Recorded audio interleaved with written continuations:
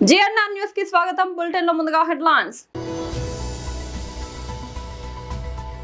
తెలంగాణ భవన్ లో బీఆర్ఎస్ నేతల విలేకరుల సమావేశం.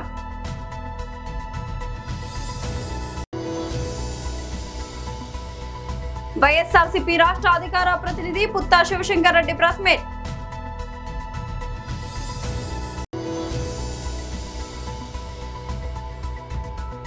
Bhogapuram airport credit wall, YCP ఆసక్తికర ట్వీట్. తెలంగాణ భవన్లో బీఆర్ఎస్ నేతల విలేకరుల సమావేశం. అది హరీష్ రావు మీద అవసరం లేని కూతలయ్యాన్ని. నేను అద్దెంకి దయాకర్ అంటే నాకు కూడా మంచి ఫ్రెండే, చదువుకున్నవాడు, చదువు చెప్పేటోడు, చాలా మంచి అభిప్రాయం ఉండే. ఇంత ఘోరంగా ఎందుకు తయారైండో అర్థం కావట్లేదు. అంటే అధికారం వస్తే అహం పెరుగుతుందా? క్యాబినెట్ హోదా వస్తే ఇలాంటి లక్షణాలు వస్తాయా? ఈ మధ్య అతను మాట్లాడిన మాటలు కొద్ది నిమిషాలు తిరిగి ఆలోచిస్తే అతను కూడా అసహించుకునే మాటలే. ఇప్పుడు అతను మాట్లాడిన మాటలు మరీ ఎలా ఉన్నాయంటే,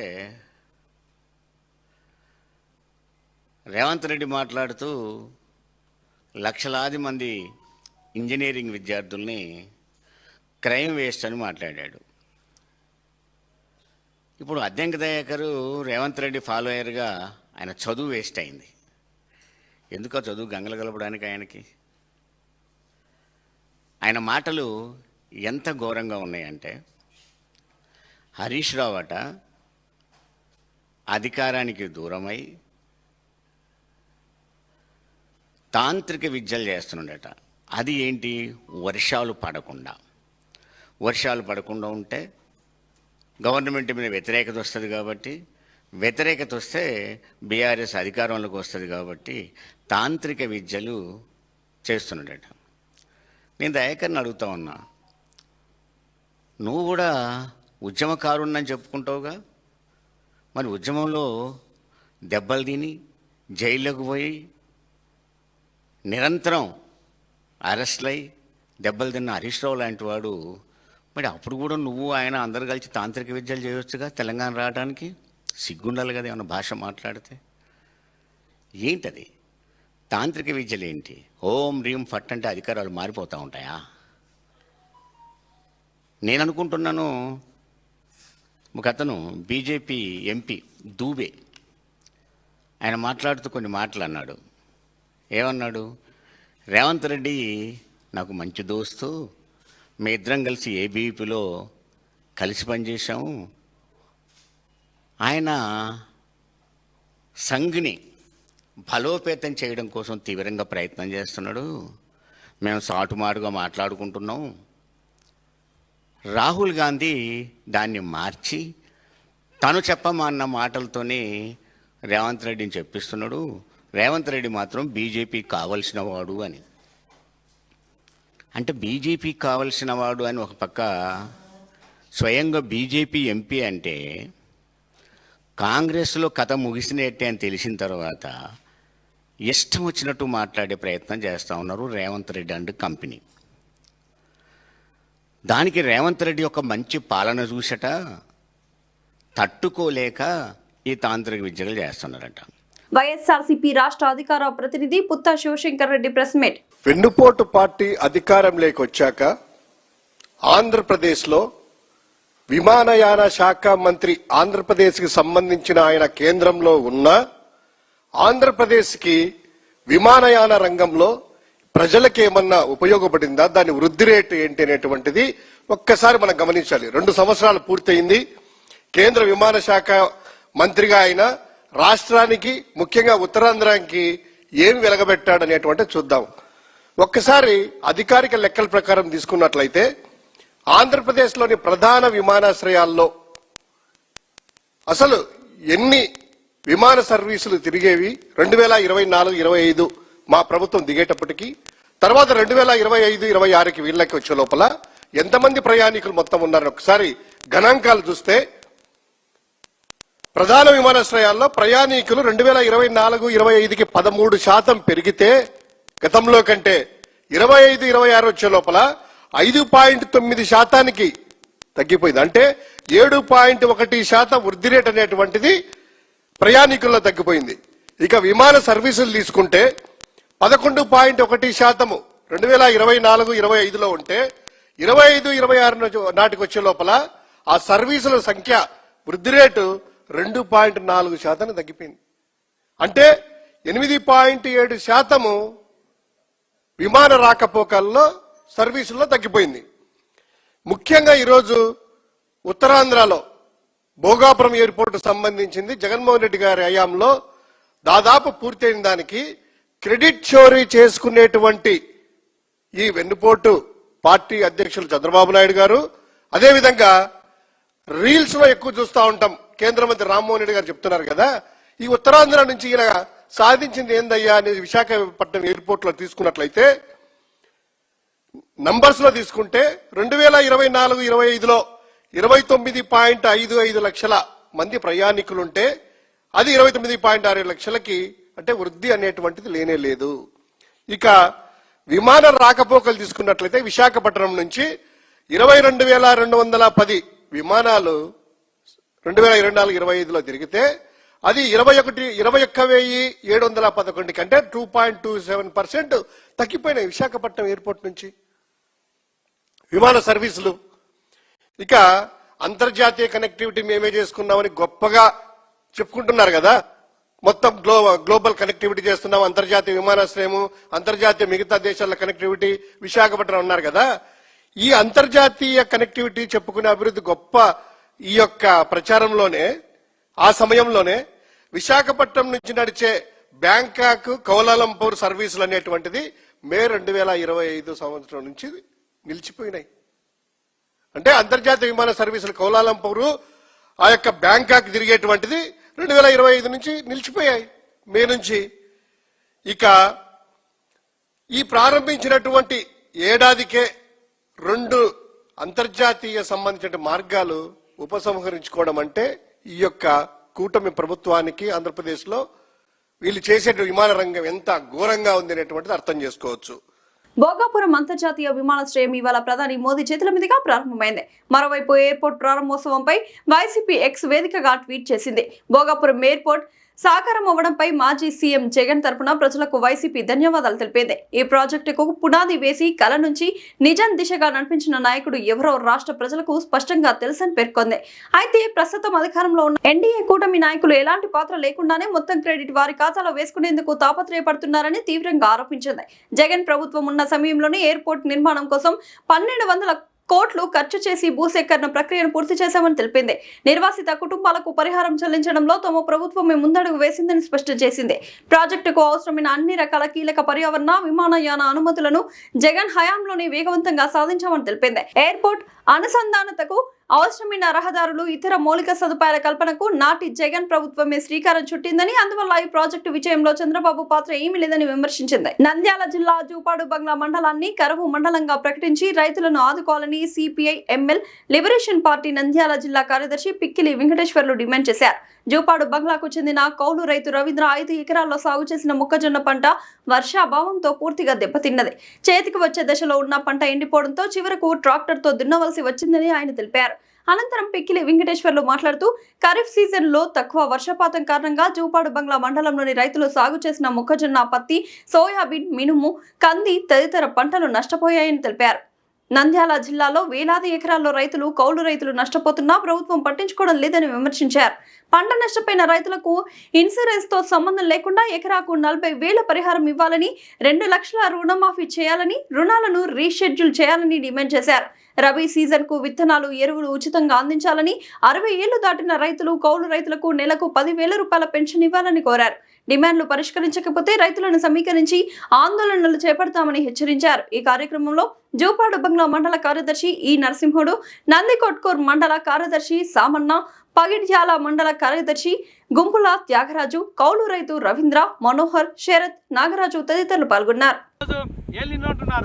అంటే కేవలం ప్రభుత్వము, వ్యవసాయ అధికారులు, జిల్లా కలెక్టర్లు, మంత్రులు, ఎమ్మెల్యేలు, ఎంపీలు, ముఖ్యమంత్రి గారు కేవలం కూడా ప్రకటనలకే పరిమితం తప్ప ఏళ్ళినటువంటి పేరుతోనే చెప్తున్నారు తప్ప వాస్తవానికి ఈరోజు రైతులు పూర్తిగా నష్టపోతా ఉన్నారు. కౌలు రైతులు కూడా పూర్తిగా నష్టపోతా ఉన్నారు. అలాంటి రైతులను ఏ మాత్రం కూడా ఇంతవరకు కూడా రైతులు మొత్తం కూడా 5 ఎకరాలు సాగు చేసేటువంటి మొక్కజొన్నను దాదాపు ఈరోజు 50 రోజుల పంట కేవలం ఇది 2 అడుగులు మాత్రమే పెరిగే పరిస్థితి కనపడతా ఉంది. ఇప్పుడే సుంకొచ్చి పంట మొత్తం కూడా నష్టపెట్టిన పరిస్థితి. అందుకొరకే రైతు దిక్కుచోతక ఈరోజు ఉదయం 10 గంటలకే మొత్తం కూడా ట్రాక్టర్తో మొత్తం కూడా దీన్ని సేద్యం చేసి మొత్తం దున్నేసేటువంటి పరిస్థితి కనపడతా ఉంది. ఇక్కడే గొర్రెలు బర్రెలు ఈరోజు మేస్తూ ఉన్నాయి. మరి వాస్తవంగా ఈరోజు రైతుల పరిస్థితి రాష్ట్రంలో ఏం జరుగుతుంది అంటే ఈరోజు నిజంగా వాస్తవానికి మరి వ్యవసాయ శాఖ మంత్రి అచ్చెన్నాయుడు ఇక్కడ ఎక్కడున్నాడో కనీసం పేపర్లు కూడా అర్థం కాలేని పరిస్థితులు మనం చూస్తూ ఉన్నాం. ఈరోజు మన ఆంధ్ర రాష్ట్రానికి ప్రధానమంత్రి మోడీ గారు వస్తూ ఉన్నారు. మరి మంచిదే. ఈరోజు మనం చూస్తూ ఉన్నాం రైతుల గురించి ఎక్కడ కూడా ప్రధానమంత్రిని ఆహ్వానించే దాఖలాలు లేవు. కేవలం ఈరోజు ఎయిర్పోర్టు భోగాపురంలో ఈరోజు ఎయిర్పోర్టును మీరు ఈరోజు దీన్ని ప్రారంభోత్సవానికి పిలుస్తామని చెప్తా ఉన్నారు. సంతోషమే. మరి నిజంగా ఈరోజు ముఖ్యమంత్రి గారు, ఉప ముఖ్యమంత్రి పవన్ కళ్యాణ్ గారు, నారా లోకేష్ గారు ప్రధానమంత్రి ఫోటో పక్కనే ఈరోజు మీరు ఫోటో దిగుతా ఉన్నారు. ఇప్పటికైనా మీడియా ద్వారా మేము ముఖ్యమంత్రి గారు మేము కోరుతా ఉన్నాం, అయ్యా చంద్రబాబు నాయుడు గారు మీరు ఈరోజు రైతుల ప్రభుత్వం మాదని చెప్తా ఉన్నారు. రైతులే ఈరోజు దేశానికి వెన్నెముకని చెప్తా ఉన్నారు. అలాంటి రైతులు కౌలు రైతులు ఈరోజు పూర్తిగా పంటలు నష్టపోతా ఉన్నారు.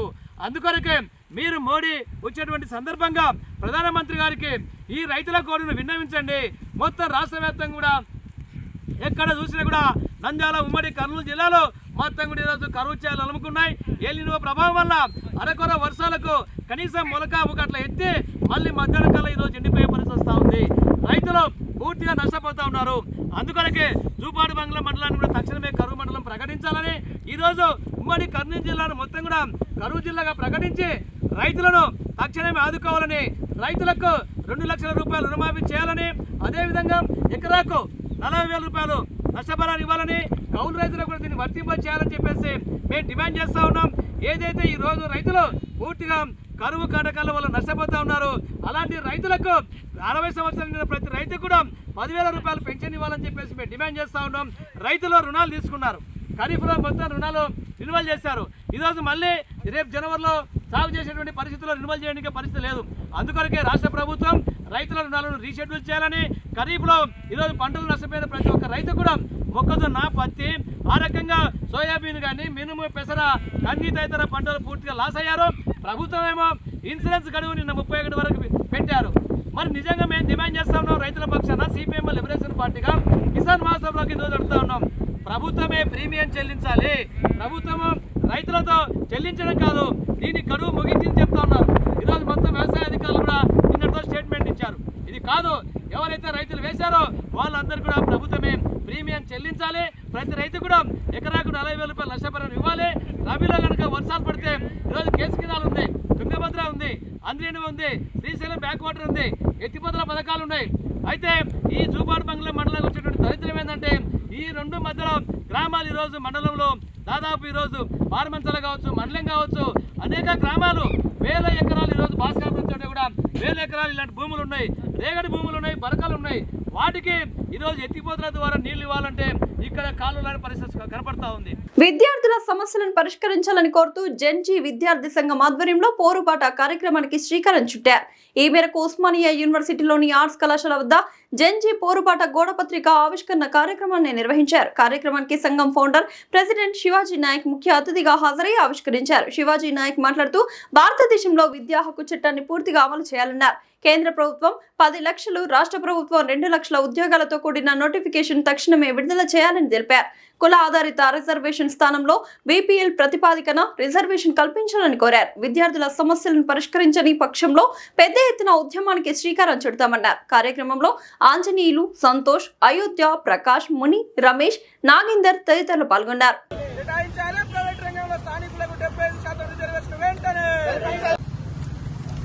జెన్జీ స్టూడెంట్ ఆర్గనైజేషన్ ఆధ్వర్యంలో పోస్టర్ రిలీజ్ కార్యక్రమం నిర్వహించడం జరిగింది.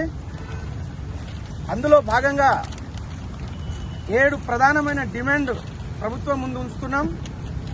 అవి ఏంటంటే భారతదేశంలో విద్యా హక్కు చట్టాన్ని తూచా తప్పకుండా అమలు చేయాలి. ఇంకోటి ఫీజు రియంబర్స్మెంట్ వెంటనే విడుదల చేయాలి. ఫీజు రియంబర్స్మెంట్ విడుదల చేయకపోవడంతో సర్టిఫికేట్లను కాలేజీ యాజమాన్యాలు ఉంచుకోవడంతో విద్యార్థులు తీవ్ర ఇబ్బందులకు గురవుతున్నారు. కాబట్టి ఫీజు రియంబర్స్ను ప్రభుత్వం వెమ్మటే రిలీజ్ చేయాలి.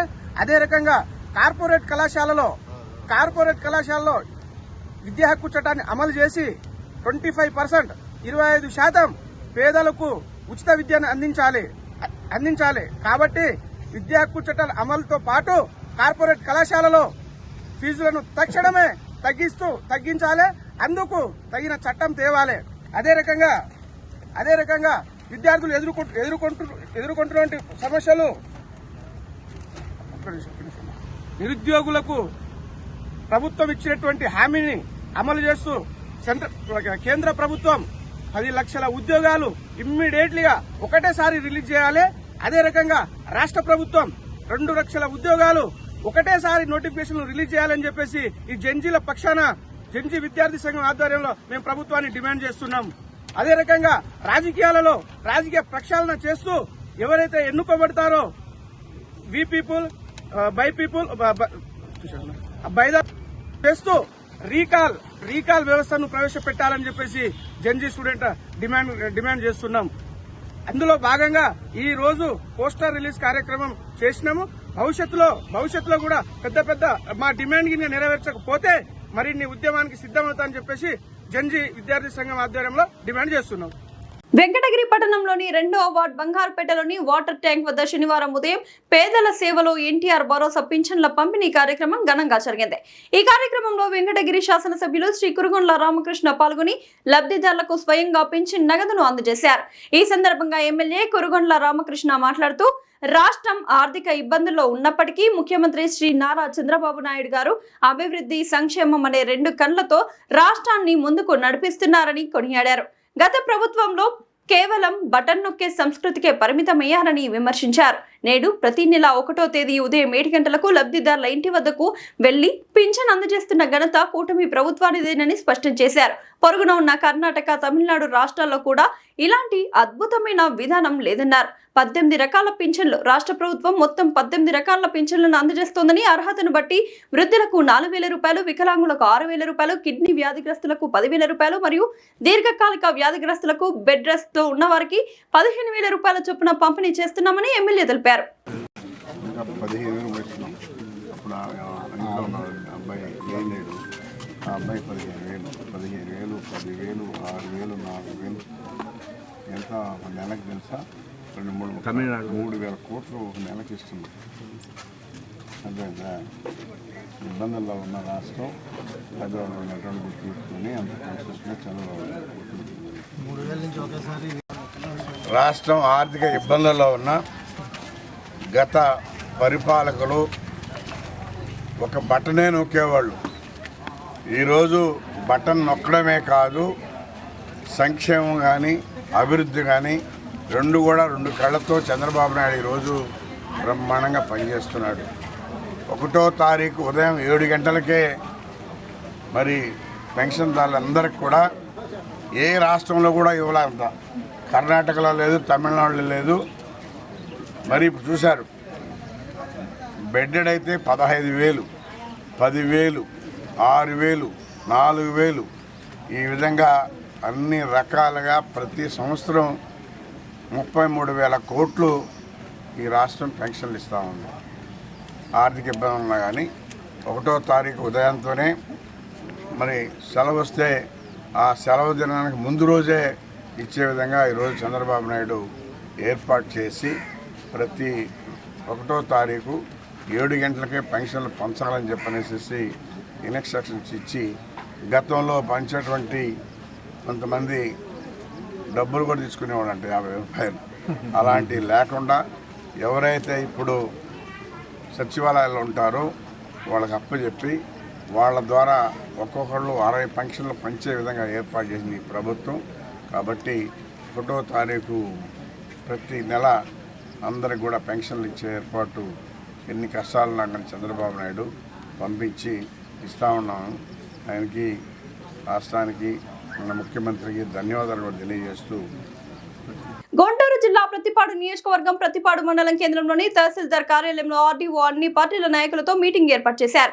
అన్ని పార్టీల నాయకులతో మాట్లాడుతూ నియోజకవర్గంలో సర్ కార్యక్రమంలో భాగంగా 288 పోలింగ్ స్టేషన్లో సుమారు 87% డిజిటలైజేషన్ పూర్తి చేయడం జరిగిందని, మిగిలిన వారికి నోటీసులు జారీ చేసి త్వరలోనే వాటిని కూడా పూర్తి చేయడం జరుగుతుందని, ఈ నెల 31వ తేదీ నుండి ఏవైనా సమస్యలు ఉన్నట్లయితే అప్లై చేసుకోవచ్చని, 18 సంవత్సరాలు నిండిన వారు కొత్తగా ఓట్లకి అప్లికేషన్ పెట్టుకోవచ్చని, వీటికి గాను BLO, BLAలకు సహకరించాలని ఆర్డీఓ కోరారు. ఆగస్టు 30 నాటికి అన్నింటిని పూర్తి చేసి అక్టోబర్ 3వ తారీఖున ఫైనల్ గా పబ్లిష్ చేయడం జరుగుతుందని ఆర్డీఓ తెలియజేశారు. ఈ కార్యక్రమంలో ప్రతిపాడు తహసీల్దార్ వెంకటేశ్వరరావు, ఆల్ పార్టీల నాయకులు పాల్గొన్నారు. వాళ్ళందరూ కూడా ఇప్పుడు నోటీసులు ఇచ్చేసి ఈ పీరియడ్లో ప్రతి ఒక్కరికి ఇక్కడికి AERO దగ్గర ఎంక్వైరీ డేటు టైము కూడా నోటీస్ ద్వారా వాళ్ళకి తెలియపరచడం జరుగుతుంది. వాళ్ళు ఆ డేటు టైంకి వాళ్ళు ఇక్కడికి వచ్చేసి అటెండ్ అయితే ఎలక్షన్ కమిషన్ ప్రిస్క్రైబ్ చేసినటువంటి 11 ప్రూఫ్లు ID కార్డ్స్ని ప్రిస్క్రైబ్ చేసింది. అందులో ఏ ఒక్కటి తీసుకొచ్చినా కూడా దాన్ని కూడా స్కాన్ చేసి అప్లోడ్ చేసి వాళ్ళ 924 మందిని కూడా మళ్ళీ ఓటర్ లిస్టులో ఎన్రోల్ అయ్యే విధంగా చూడటం జరుగుతుంది. వాళ్ళు మళ్ళీ ప్రత్యేకంగా కూడా Form 6 కానీ ఎన్రోల్మెంట్కి పెట్టుకోవాల్సినటువంటి అవసరం లేదు. ఈ రోజు నుంచి డ్రాఫ్ట్ పబ్లికేషన్ అయిన రోజు నుంచి 30 డేస్ పాటు కొత్తగా తీసుకునేటువంటి క్లెయిమ్స్ అండ్ అబ్జెక్షన్స్కి ఎలక్షన్ కమిషన్ టైం ఇచ్చేసింది. ఈ టైంలో కొత్తగా ఎన్రోల్ కావాల్సిన వాళ్ళు ఎవరైనా ఉంటే వాళ్ళందరూ 18 ఇయర్స్ కంప్లీట్ అయినటువంటి వాళ్ళు ఉంటే వాళ్ళు అందరూ కూడా ఫామ్స్ పెట్టుకోవాల్సిందిగా ప్రతిపాడు నియోజకవర్గంలో రిక్వెస్ట్ చేస్తున్నాం. వాటినన్నింటిని కూడా 1 వీక్ తర్వాత నుండి విచారణ జరిపి ఎలిజిబుల్ అయినటువంటి ప్రతి ఒక్కరికి కూడా ఓటోకు ఇచ్చే విధంగా చర్యలు తీసుకొని ఎంక్వైరీ జరిపి వాళ్ళందరినీ ఓటర్ లిస్టులో ఎన్రోల్ చేసి 3rd అక్టోబర్న ఫైనల్ పబ్లికేషన్లో వచ్చే విధంగా ఈ ఓటర్ లిస్ట్ని ప్యూరిఫై చేస్తామని చెప్పేసి ఈ సందర్భంగా మీ అందరికీ తెలియజేస్తాం. బులెటిన్ ముగించే ముందు హెడ్లైన్స్ మరోసారి. తెలంగాణ భవన్లో బీఆర్ఎస్ నేతల విలేకరుల సమావేశం.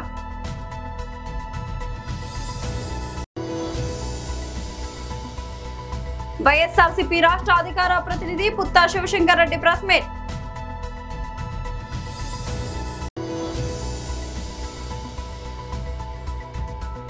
Bhogapuram airport credit wall, YCP ఆసక్తికర ట్వీట్. ఇది వాళ్ళ బులెటిన్ అప్డేట్. మరొక బులెటిన్ మళ్ళీ కలుద్దాం. అంతవరకు సెలవు.